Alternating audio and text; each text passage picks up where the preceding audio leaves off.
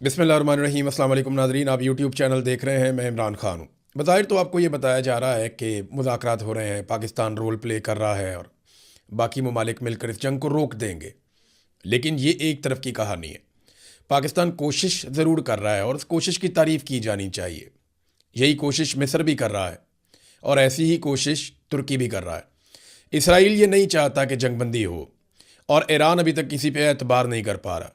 ऐसे माहौल में अमेरिका इस खित्ते में बहुत बड़े पैमाने पर फ़ौज इकट्ठी कर रहा है।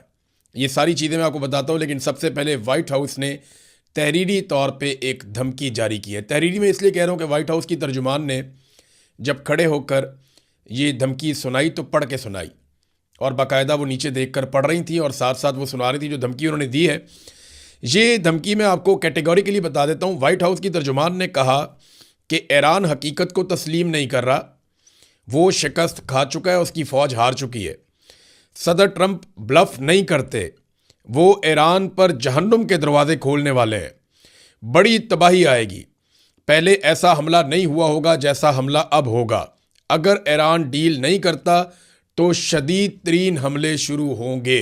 ये जनाब वाइट हाउस की जानिब से बाकायदा तहरीरी तौर पे एक बयान लाया गया और उसे पढ़ के सुनाया गया। डोनाल्ड ट्रंप ने अपना जो ज़ाती डोनाल्ड ट्रंप का एक सोशल मीडिया है उसके ऊपर एक पोस्ट की है, एक उन्होंने स्टेटमेंट दिया है। वो स्टेटमेंट ट्विटर के ऊपर भी आया।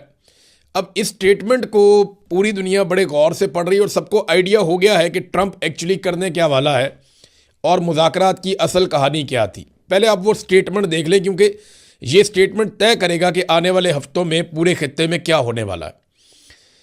डोनाल्ड ट्रंप ने कहा कि United States of America is in serious discussion with a new and more reasonable regime to end our military operations in Iran.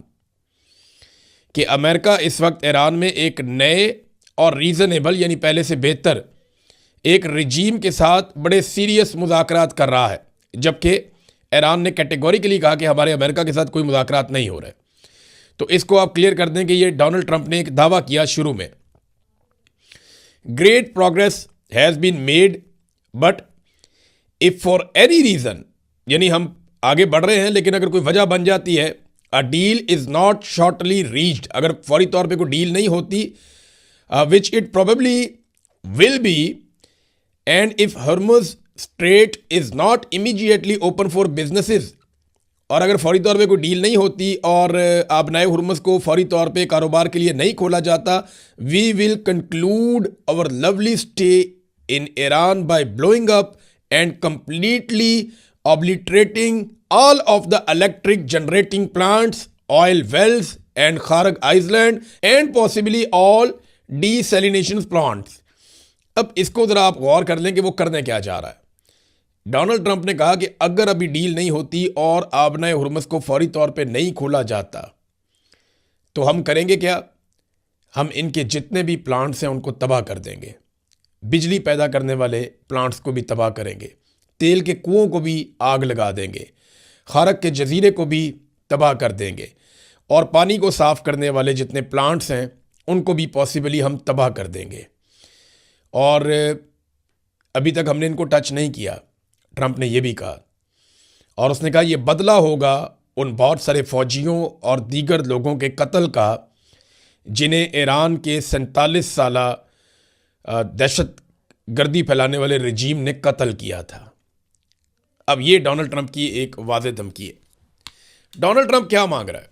Deal, Iran हमारे साथ डील करे, फौरी तौर पे आबनाए हुर्मुज़ को खोले। ये डोनाल्ड ट्रंप ने कैटेगोरिकली मांगा। वाइट हाउस क्या कह रहा है कि ईरान डील करे, शिकस्त तस्लीम करे। ईरान कह रहा है हम जंग हारे ही नहीं। अमरीकी जर्नल्स कह रहे हैं कि ईरान जंग नहीं हारा। दुनिया ये मान रही है कि ईरान ने बेहतरीन जंग लड़ी है और ईरान जंग नहीं हारा, वो बदस्तूर हमले कर रहा है। अभी उन्होंने 36 घंटे 48 घंटे पहले सऊदी अरब के अंदर अमरीका के बड़े बड़े तैयारे तबाह कर दिए। रोज़ाना की बुनियाद पर वो अमेरिका को कोई ना कोई नया एक सरप्राइज़ दे देते हैं, लेकिन उसके बावजूद अमेरिका लगातार कह रहा है कि शिकस्त तस्लीम करो, हार मान लो और हमारे साथ डील कर लो और हमारे मुतालबात तस्लीम करो। देखिए, जंग में जो मुतालबात आप नहीं मनवा पा रहे वो आप टेबल के ऊपर तो मनवा ही नहीं पाएंगे, ये तो सवाल ही पैदा नहीं होता। ये कॉमन सेंस इस बात को नहीं मानती। एक तरफ डोनाल्ड ट्रंप ये दावे कर रहा है कि जी मुज़ाकरात हो रहे हैं, पाकिस्तान बातचीत कर रहा है। देखिए, पाकिस्तान जो बातचीत कर रहा है वो कोई अमेरिका की मोहब्बत में नहीं कर रहा। लाजमी बात है, पाकिस्तान के जो हुक्मरान हैं उन्होंने एक जूते पॉलिश करने की पॉलिसी अपनाई हुई है और वो डोनाल्ड ट्रंप को हमेशा खुश रखना चाहते हैं। मिसाल के तौर पर डोनाल्ड ट्रंप ने बड़ी घटिया और गलीज़ ज़ुबान इस्तेमाल की खादमैन हरमैन शरीफैन मोहम्मद बिन सलमान के बारे में, तो शहबाज शरीफ ने डोनाल्ड ट्रंप के बारे में एक लफ्ज़ नहीं बोला, आसिम मुनीर ने भी नहीं बोला, किसी ने नहीं बोला। कोई भी खादमैन हरमैन शरीफैन के साथ खड़ा नहीं हुआ। इसी किस्म का कोई एक जुमला अगर ईरान का कोई लीडर बोल देता तो आप देखते कि ये बाजू टोंके आ जाते सारे के सारे मैदान में। तो डोनाल्ड ट्रंप को ये खुश ज़रूर रखते हैं, लेकिन इस जंग को ख़त्म करना पाकिस्तान की ज़रूरत है और ख़ित्ते के बाकी ममालिक की ज़रूरत है। वो सब जानते हैं कि अमेरिका का कुछ नहीं बिगड़ेगा, हमारा बेड़ा गर्क हो जाएगा यहाँ पे इस खित्ते के अंदर। लिहाजा सारे इस जंग से बचने के लिए अपने अपने तौर पे कोशिश कर रहे हैं, लेकिन अमेरिका इन मुज़ाकरात की आड़ में खामोशी के साथ मशरिक़ वस्ता में या खलीजी ममालिक में अपनी अस्करी ताकत को बढ़ा रहा है। न्यूयॉर्क टाइम की रिपोर्ट है, ये मैं आपके सामने रख रहा हूँ। न्यूयॉर्क टाइम की रिपोर्ट के अंदर यह दावा किया गया है कि मिडल ईस्ट में अमरीकी फ़ौजियों की तादाद बढ़ते बढ़ते 50,000 से ज़ायद हो चुकी है, जबकि इस हफ्ते और अगले हफ्ते मज़ीद अमरीकी फ़ौज, उनकी कुमक पहुँच रही है, उनके हथियार पहुँच रहे हैं। एक और ख़बर यह है कि जो इंटरसेप्टर्स, वो मिज़ाइल्स जो आने वाले मिज़ाइलों को रोकते हैं, उनकी तादाद को 3 गुना बढ़ा दिया गया है। उनकी प्रोडक्शन को बहुत तेज़ कर दिया गया है ताकि ईरान की जानिब से मुस्तकबिल में होने वाले हमलों को रोका जा सके। अब अगर अमेरिका तबाह कर देगा ईरान के अंदर पावर प्लांट्स को, अमेरिका अगर तबाह कर देगा ईरान के अंदर वाटर सैलिनेशन प्लांट्स को, और अगर वो वहाँ पे तेल के कुओं को आग लगा देगा, खारक पे कब्ज़ा करके उसको आग लगा देगा या तबाह कर देगा, तो इसके नतीजे में ईरान भी ऐसे ही करेगा। ईरान कह चुका है कि वो ये सारा कुछ उन ममालिक के साथ कर देगा जो अमेरिका को अड्डे फराम करेंगे या मदद फराम करेंगे, ये सारा कुछ ईरान के साथ करने के दौरान। यानी अमेरिका जिन जिन मुल्कों पे बैठ के ईरान के साथ जुल्म करेगा, ईरान वापस उन मुल्कों के साथ वही करेगा। ये ईरान ने कैटेगोरिकली कहा हुआ है। तो क्या अरब ममालिक इसके लिए तैयार है? लेकिन अरब ममालिक में 50,000 से ज़ायद अमरीकी फ़ौजी पहुँच चुके हैं और इस बात का दावा किया जा रहा है कि एक बड़ा ज़मीनी हमला आने वाले दिनों में अमेरिका कर सकता है। और ये न्यूयॉर्क टाइम की रिपोर्ट भी है, वाशिंगटन पोस्ट की रिपोर्ट भी है, और तमाम रिपोर्टें ये कह रही हैं कि ज़मीनी हमला अमेरिका करने का प्लान कर रहा है और इसीलिए बड़ी तादाद में वो फ़ौजी इकट्ठे कर रहा है। तो क्या ये मुमकिन होगा अमेरिका के लिए कि ईरान में चले जाएं अपनी फ़ौज को लेकर और वहाँ से फिर निकल भी आएँ अपने टाइम पे? देखिए, ईरान में घुसने का रास्ता तो आसान है, लेकिन वहाँ से आप निकलेंगे कब, ये फैसला तो फिर ईरान की अवाम और वहाँ की फ़ौज करेगी। अभी तक की इतला के मुताबिक 10 लाख से ज़ायद ईरानी शहरी रज़ाकाराना तौर पे अपने आप को फ़ौजी खिदमात के लिए पेश कर चुके हैं और उनकी तरबियत भी जारी है। तो ईरान में तो एक इतनी बड़ी फ़ौज बन जाएगी, यानी आप अंदाज़ा करें ना वो कितना बड़ा मुल्क है। ईरान 9 करोड़ से ज़ायद लोगों का मुल्क है, वहाँ पे इतनी बड़ी फ़ौज बन जाएगी कि अमेरिकन उसका मुकाबला करते करते थक जाएंगे। अब यहाँ पे एक ईरान पे एटमी हमला होने वाला है, इस खदशे का इजहार भी किया जा रहा है। जहन्नुम के दरवाजे खोल दिए जाएंगे अगर व्हाइट हाउस कह रहा है या डोनाल्ड ट्रंप कह रहे हैं कि वो खौफनाक कत्लेआम पे मामला ले जाएंगे और बहुत बड़ी तबाही फैला देंगे। तो उसी वक्त अक़वाम मुत्तहिदा में एक अक़वाम मुत्तहिदा के अहम सफ़ीर है मोहम्मद सफ़ा, उन्होंने रिज़ाइन कर दिया। मोहम्मद सफ़ा का जो रिज़ाइन है ये बड़ा सिग्निफिकेंट है। इन्होंने ये कहा कि, और ये अक़वाम मुत्तहिदा के अहम सफ़ीर है, ये बड़ी अहम ड्यूटीज़ करते रहे अक़वाम मुत्तहिदा के साथ, और इन्होंने कुछ हसास मालूमात लीक कर दी हैं। इनका दावा यह है कि अक़वाम मुत्तहिदा अंदरूनी खाना उन हालात के लिए तैयारी कर रहा है जब ईरान के ऊपर एटमी हमला किया जाएगा, और ये हमला ईरान के किसी बड़े शहर पे जैसे कि तेहरान वगैरह पे हो सकता है। अब इस किस्म की चीज़ें सामने आ रही हैं आलमी मीडिया में। इन्होंने जो ट्वीट किया जिसमें इन्होंने रिज़ाइन किया कि मैं अब अक़वाम मुत्तहिदा के साथ काम नहीं कर रहा और मैं पीछे हट रहा हूँ, मैं इतना बड़ा बोझ नहीं उठा सकता कि अक़वाम मुत्तहिदा तैयारी कर रहा है एक मुबैना एटमी हमले की और उसके बाद की सिचुएशन की जो ईरान के ऊपर होगा। अब ईरान पे एटमी हमला, यानी जापान पे एटमी हमला क्यों हुआ था? आप याद करें ना वो दौर, जापान भी हार नहीं मान रहा था, पीछे नहीं हट रहा था, शिकस्त तस्लीम नहीं कर रहा था, लेकिन जब वहाँ पे एटमी हमले हुए तो उसके बाद जापान बदल गया। तो अब वही फार्मूला शायद अमेरिका और इसराइल के दिमाग में चल रहा है, और अक़वाम मुत्तहिदा उसके लिए तैयारी भी कर रहा है, हालात का जायज़ा ले रहा है। अगर ऐसा होता है तो फिर हम क्या करेंगे। जो ट्वीट है मोहम्मद सफ़ा की, वो मैं आपके सामने रख देता हूँ। People don't understand the gravity, ये लोग उसकी शिद्दत का अंदाज़ा भी नहीं लगा सकते। न्यूकिंग 10 मिलियन, 1 करोड़ लोगों के ऊपर एटम बम फेंक देना, यानी एक ऐसा एरिया डिस्कस हो रहा है जहाँ पे 1 करोड़ लोग रहते हैं। Regular working class people with dreams, ऐसे लोगों के ऊपर जो काम करने वाले लोग हैं, जो ख्वाब देखते हैं, जीना चाहते हैं। Only the people can stop it, सिर्फ लोग ही इसे रोक सकते हैं। एक्ट नाउ, अभी इसके ऊपर अमल करवाइए। हिस्ट्री विल रिमेंबर अस, तारीख हमें याद रखेगी। अब ये एक बहुत बड़ा दावा है और आलमी मीडिया में हर तरफ ये खबर फैली हुई है कि क्या वाकई एक प्लान किया गया है कि ईरान पे एटमी धमाका किया जाए, और अक़वाम मुत्तहिदा को उसके बारे में आगाह किया गया है, और अक़वाम मुत्तहिदा उसके बारे में डीप डिस्कशन अंदरूनी खाना कर रहा है कि अगर ईरान पे एटमी हमला होता है तो दुनिया को कैसे कंट्रोल करना है और मामलात को आगे कैसे बढ़ाना है, फौरी तौर पे कौन कौन से इक़दाम करने होंगे।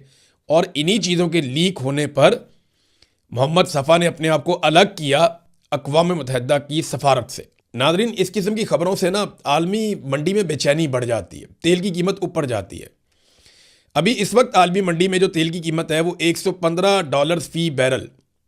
लेकिन आपको एक बात बताऊं, आज भी इमरान खान के दौरे हुकूमत से आलमी मंडी में तेल सस्ता है, आज भी सस्ता है।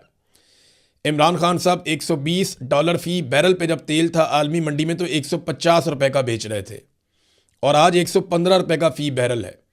और शहबाज शरीफ 325 रुपये का पेट्रोल और इससे भी महंगा डीजल बेच रहा है, और वो कौम पे एहसान भी चढ़ा रहा है कि मैंने कौम पे बड़ा एहसान किया, मैं सस्ता बेच रहा हूँ, मैं बोझ उठा रहा हूँ। बोझ तो सारा कौम के ऊपर लादा हुआ है। और वो लोग जो इमरान खान के दौर में पेट्रोल को बहुत महंगा कहते थे, वो आज पेट्रोल को बहुत सस्ता कहते हैं और मौजूदा हुकूमत की तारीफ करते हैं। कैसे कैसे नमूने जो हैं वो बेनकाब हुए हैं। अब ये जो जहाज़ निकाले गए हैं आबना हुर्मुज़ में से, रोज़ाना 2 जहाज़ों की बात इसहाक डार ने की है। ये बात डोनाल्ड ट्रंप ने दावा किया कि ये जहाज़ अमेरिका के लिए है, ईरान का तोहफा है। लेकिन इसहाक डार ने बताया नहीं कि पाकिस्तानी झंडे लगे हुए जहाज़ जो निकले हैं, ईरान ने भी इसके ऊपर कोई वादे मौक़िफ़ नहीं दिया। ईरानी सहाफ़ी से बात कर रहे हैं कुछ जर्नलिस्ट, समीना पाशा साहिबा ने भी की, तो वो ये दावा कर रहे हैं सहाफ़ी कि ये तो पाकिस्तान के लिए हमने फैसिलिटेट किया है। अब पाकिस्तान किसी और को दे रहा है तो पाकिस्तान की मर्ज़ी है। देखें ना, पाकिस्तान में पेट्रोल की कीमतें आप बढ़ा रहे हैं कि जनाब पेट्रोल नहीं आ रहा, और साथ आप दावा कर रहे हैं जनाब हमारे तो कंटेनर लगे हुए हैं लाइन में, रोज़ाना की बुनियाद पे हमारे टैंकर्स आ रहे हैं पानी में से निकल के आपने हुर्मुज़ में से। तो वो आप किसके लिए दुनिया का भला करने जा रहे हैं? पाकिस्तानियों का भला तो पहले कर दीजिए। डिप्टी वज़ीर आज़म इसहाक डार साहब, पहले आप ये बताइए कि ये पेट्रोल है किसका, और ईरान ने ये किसके लिए दिया है? क्या ईरान ने ये पाकिस्तान के लिए दिया है, या ईरान ने किसी और मुल्क के लिए दिया है, या पाकिस्तान की सिफारिश पे दिया है? तो जो ईरानी जर्नलिस्ट हैं वो ये कह रहे हैं कि अमेरिका को शर्म आनी चाहिए, उन्हें माफ़ी मांगनी चाहिए, ये हमने पाकिस्तान को फैसिलिटेट किया है। लेकिन पाकिस्तान को अगर फैसिलिटेट किया है तो पाकिस्तान की आवाम को फ़ायदा होना चाहिए ना। पाकिस्तान की आवाम की तो कमर तोड़ी हुई है इस वक्त मौजूदा सरकार ने। अच्छा, ट्रंप ने एक बात साफ कह दी है। देखिए, ट्रंप का ये बड़ी खूबी है ट्रंप की, वो साफ बात कर देता है। उसने कहा जी कि वो ईरानी तेल पर कब्जा करना चाहता है। मैं चले बीबीसी की खबर आपको बताता हूं कि एक्चुअली डोनाल्ड ट्रंप ने कहा क्या। ये आप सुनेंगे तो आपको आइडिया हो जाएगा कि असल प्लान था क्या। डोनाल्ड ट्रंप ने कहा कि सच ये है कि मेरा पसंदीदा ऑप्शन ये है कि ईरान का तेल ले लिया जाए, उस पर कब्जा कर लिया जाए।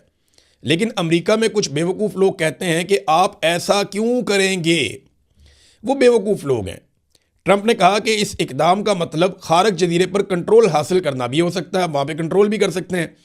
तो आप डोनाल्ड ट्रंप की ख्वाहिश चेक करें ना कि खारक जजीरे पे कब्जा कर लो, उसको तबाह कर दो, ईरानी तेल के ऊपर कब्जा कर लो। लेकिन जब इराक के ऊपर अमेरिका ने कब्जा किया था तब कहा गया था कि कीमियाई हथियार है, उस बहाने आए लड़ाई की, तेल पे कब्जा कर लिया। पिछले 25 साल से वहाँ का तेल बेच रहे हैं। फिर इसी तरह लीबिया में किया गया, इल्ज़ामात कुछ और थे, अटैक किया गया, कर्नल कद्दाफी को बाहर किया गया और कब्जा कर लिया गया। अब बड़ी बड़ी रिफाइनरीज उनके कंट्रोल में, अमेरिकन कंपनियों के। यही कुछ जो है वो वेनेजुएला में किया गया। एक दौर में इराक को कहा गया कुवैत के ऊपर अटैक कर दो, इराक ने कुवैत पे अटैक किया, साथ ही इन्होंने इराक को मारा और कुवैत के ऊपर भी अपना कंट्रोल ले लिया, उसके तेल के ऊपर भी। जो अरब ममालिक हैं उनका जो तेल निकलता है उसके ऊपर भी अमेरिका का कंट्रोल रहता है। अब वेनेजुएला में इल्ज़ामात क्या थे कि जनाब ये स्मगलिंग करते हैं, इनके ऊपर स्मगलिंग के पर्चे हैं, मुकदमा थे, इनको नहीं छोड़ना, उनका सदर उठा के ले गए और बाद में तेल पे कब्जा कर लिया। डोनाल्ड ट्रंप ने अपने मुंह से कहा जी तेल चाहिए था। और यहां पे अब ईरान की लड़ाई में भी डोनाल्ड ट्रंप के मुंह से निकल गया जनाब तेल चाहिए। ये जो खारक जजीरे वाला मामला ना, ये नया नहीं है। ये खारक जजीरे वाला मामला बहुत पुराना है। 1980 से 1988 के दरमियान ईरान इराक वॉर चल रही थी। उस दौर में बतौर एक कारोबारी शख्सियत डोनाल्ड ट्रंप ने इंटरव्यू दिया था। ये आज से 40 साल पुरानी बात है। और तब भी डोनाल्ड ट्रंप ने कहा था गार्डियन अखबार को इंटरव्यू देते हुए कि अगर ईरान ने अमरीकी ठिकानों पर हमला किया तो जजीरा खारक पर कब्जा कर लिया जाएगा। यानी उस दौर में भी डोनाल्ड ट्रंप के दिमाग में यही बात चल रही थी कि खारक जजीरे पे कब्जा किया जाए। पुराना ख्वाब है, ऐसा नहीं है कि डोनाल्ड ट्रंप पहली मरतबा इस जजीरे को जानता है। डोनाल्ड ट्रंप को बहुत पुराना पता है कि ये जजीरा क्या है, इसकी अहमियत क्या है और इस पर कब्जा करना कितना बड़ा फ़ायदा हो सकता है। 40 साल पुरानी कहानी, आप अंदाज़ा करें। नाज़रीन, दूसरी जानिब ईरान भी लगातार हमले कर रहा है और ईरान अपने हथियार भी जमा कर रहा है, अपनी तवानाइयाँ भी इकट्ठी कर रहा है कि अगर बड़ा हमला किया जाए तो ईरान भी बड़ा जवाब देगा। गुज़िश्ता रोज़ इसराइल और अमेरिका ने ईरान में बमबारी की, उनके जो पावर स्टेशन हैं उन पे अटैक किया तो तेहरान का एक बड़ा हिस्सा अंधेरे में डूब गया। अब उसके जवाब में तेहरान ने पहले तो रिकवर किया अपनी बिजली को। मैंने आपको बताया था कि ईरान का बिजली का निज़ाम जो है सेंट्रलाइज नहीं है। आप पूरे ईरान की बिजली बंद नहीं कर सकते, वो अपनी बिजली बहाल कर लेंगे। और उन्होंने अपनी बिजली बहाल कर ली चंद घंटों के बाद। और उसके जवाब में ईरान ने हीफा ऑयल रिफाइनरी जो इसराइल में है उसको तबाह कर दिया। उस पर बहुत बमबारी की है, पूरी तबाह तो नहीं हुई लेकिन उसका एक पोर्शन जो है वहाँ पे आग लगी हुई है अभी तक। और हीफा पे उन्होंने वापस अटैक कर दिया। कुवैत के अंदर उन्होंने अटैक किया। कुवैत में एक डीसैलिनेशन प्लांट है, उसको जुज़वी तौर पे तबाह किया। एक भारतीय शख्स भी वहाँ पे जाँ बहक हो गया। तो कुवैत के अंदर ये डैमेज हुआ है, उसके लिए एक नई मुसीबत बन गई है क्योंकि कुवैत अपने पानी का लगभग 90% डीसैलिनेशन से हासिल करता है। वहाँ पे वो ऐसा नहीं है कि पानी के चश्मे बह रहे हैं या ज़ेरे ज़मीन कोई मीठा पानी मिल जाता है, ऐसे नहीं है। उन्हें पानी को करामत बनाना पड़ता है, समंदर के पानी को। तो वो प्लांट अगर तबाह हो जाते हैं मुकम्मल तौर पे तो फिर वहाँ पीने के लिए पानी भी नहीं होगा। ये बड़ी अजीबोगरीब सिचुएशन है। उधर हिजबुल्लाह ने दावा किया है कि उन्होंने अब तक, जब से लबनान के ऊपर इसराइल ने अटैक किया हुआ है रमज़ान के दिनों में, तब से अब तक उन्होंने 114 इसराइली टैंक तबाह कर दिए हैं। वहाँ पे पहली मरतबा हिजबुल्लाह इसराइल को इतना बड़ा चैलेंज दे रहा है और वजह यही है कि ईरान ने सबका चाका खोल दिया है। ईरान को जो सबसे बड़ा एक मुतालबा किया जाता है ना रीजन के ममालिक की जानिब से कि वो अपने आप को महदूद करे और उन तहरीकों को सपोर्ट ना करे जो लोग अपनी आज़ादी के लिए, अपने हकूक़ के लिए लड़ रहे हैं। ईरान समझता है कि ये अपने हकूक़ और आज़ादी के लिए लड़ रहे हैं। ये हिजबुल्लाह है, हमास है, हौती है। लेकिन दूसरी तरफ जो ममालिक हैं या इसराइल है वो ये समझते हैं कि ये दहशतगर्द हैं, लिहाजा इनको ईरान सपोर्ट ना करे। अब ये एक बहुत बड़ी नज़रियाती लड़ाई है जो लगातार बड़े लंबे अरसे से चल रही है। नाज़रीन, पाकिस्तान में सोशल मीडिया ने उन नाम नहाद दानिशवरों और तहकीकाती सहाफ़ियों की तबाही फेर दी है जो इमरान खान के बुग़्ज़ में अंधे हुए पड़े थे। इमरान खान साहब के दौरे हुकूमत में जब मोहम्मद बिन सलमान पाकिस्तान आए तो इन लोगों ने जमाल खशोगी की तस्वीर उठा के अपने डीबीज़ लगा ली और ये हर जगह पे कहते थे इमरान खान कातिल है, मोहम्मद बिन सलमान कातिल है जमाल खशोगी का। देखें, ये एक रियलिटी है, लेकिन उस मौके पर इन्होंने ये किया था, इन सब ने किया था। तब इनको किसी को याद नहीं आया कि ये पाकिस्तान है या पाकिस्तान का मफाद है। और जब एक साल में 2 मरतबा OIC का इजलास पाकिस्तान में हुआ, ये कीड़े निकाल रहे थे। जब 48 ममालिक के वज़ीर ख़ारजा, चीनी वज़ीर ख़ारजा समेत पाकिस्तान आए तो उसको ये कहते थे कुछ भी नहीं है, ये क्या है, इससे क्या फ़र्क पड़ता है। जब ट्रंप ने इमरान खान को खुद ख़त लिख कर मदद मांगी कि जनाब हमारी मदद करें, अफ़गानिस्तान में आप हमारी मदद कर सकते हैं, तो तब इन्होंने कहा जी कि ये क्या है, अपने घर में खाना नहीं है। आज बहुत खाना है पाकिस्तान में, दूध और शहद की नहरें बह रही हैं। इमरान खान को ताने देते थे ये लोग। अंदाज़ा करें आप, ट्रंप का लेटर लिखा। आज ट्रंप सिर्फ एक ट्वीट को रीट्वीट कर देना तो ये बगले बजाते हैं, छलांगे मारते हैं, खुशियां मनाते हैं, घुंघरू तोड़ देते हैं नाच नाच के। लेकिन जब इमरान खान के दौर में डोनाल्ड ट्रंप खुद खत लिखता था तो तब ये कहते थे जी हम क्या कर सकते हैं, हमें नहीं। आज पाकिस्तान सालसी कर रहा है तो ये हलाल है। इमरान खान साहब के दौर में जब सालसी कर रहा था तो हराम थी। तब ये कहते थे अब पढ़ाई शादी में अब्दुल्ला दीवाना, कौम बेच दी, ये कर दिया, वो कर दिया। देखें, ये बेशर्मी का एक कंबल है जो इन लोगों को नहीं छोड़ रहा। ये लोग इमरान खान के मुकाबले में सहाफ़त की एक उन्होंने लिबादा ओढ़ा हुआ है और सियासी मकासद के लिए सरगर्म है और यही इनका मेयार है। और आज पाकिस्तानी इनको इनका मेयार और इनकी असलियत सोशल मीडिया पे दिखा रहे हैं। देखिए, मैं फिर भी जाते जाते एक बात कहूँगा, पाकिस्तान अगर कोई अच्छा रोल प्ले कर पाए और इस जंग को रोक पाए जिसके इम्कानात कम है, तो ये एक बड़ी कामयाबी होगी और जो इसको करेगा उसको क्रेडिट भी मिलना चाहिए। लेकिन इमरान खान के दौर में जिन लोगों ने रज के बकवास की थी ना, वो आज जब ज़मीन आसमान के कलाबे मिलाते हैं ना, तो उनकी मुनाफकत पे जो है वो अजीब सी कैफियत होती है। पता नहीं, समझ नहीं आती इनको बंदा कहे क्या। अब तक के लिए इतने, अपना ख्याल रखिएगा, अपने इस चैनल का भी। अल्लाह हाफ़िज़।